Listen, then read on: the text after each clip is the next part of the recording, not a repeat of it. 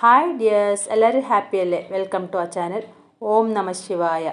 ശിവരാത്രി ദിവസം ഞങ്ങൾ പുതുക്കോട്ടപ്പൻ ബാലികുളമ്പ ശിവക്ഷേത്രത്തിൽ തൊഴാനെത്തിയതാണ്.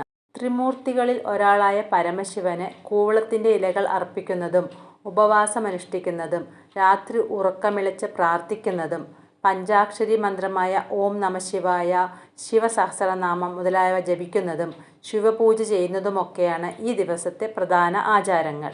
പാലാഴി മഥനം നടത്തിയപ്പോൾ കിട്ടിയ കാളകൂട വിഷം ലോകരക്ഷാർത്ഥം ശ്രീ പരമേശ്വരൻ പാനം ചെയ്തപ്പോൾ വിഷം ഉള്ളിൽ ചെല്ലാതിരിക്കാൻ പാർവതീദേവി അദ്ദേഹത്തിന്റെ കണ്ടത്തിൽ മുറുകെ പിടിച്ചു. പുറത്തു പോവാതിരിക്കാൻ മഹാവിഷ്ണു വായ പൊത്തിപ്പിടിക്കുകയും ചെയ്തു. ഭഗവാന് ആപത്തൊന്നും വരാതെ പാർവതീദേവിയും മറ്റ് ദേവീദേവന്മാരും ഉറക്കമിളച്ചിരുന്ന് പ്രാർത്ഥിച്ച ദിവസമാണ് ശിവരാത്രി എന്നാണ് വിശ്വാസം. രുദ്രാഭിഷേകം കഴിഞ്ഞാണ് ഞങ്ങൾ അവിടെ എത്തിയത്. തൊഴുതിറങ്ങി പ്രസാദവും വാങ്ങിച്ച് അവിടുന്ന് തന്നെ കഴിക്കുകയും ചെയ്തു.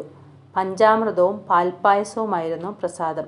തൊഴുതു കഴിഞ്ഞ് ഞാൻ ഇതിലൂടെയാണ് ഇറങ്ങിയത്. നമ്മൾ കയറിയത് ഈ വഴിയല്ല കേട്ടോ.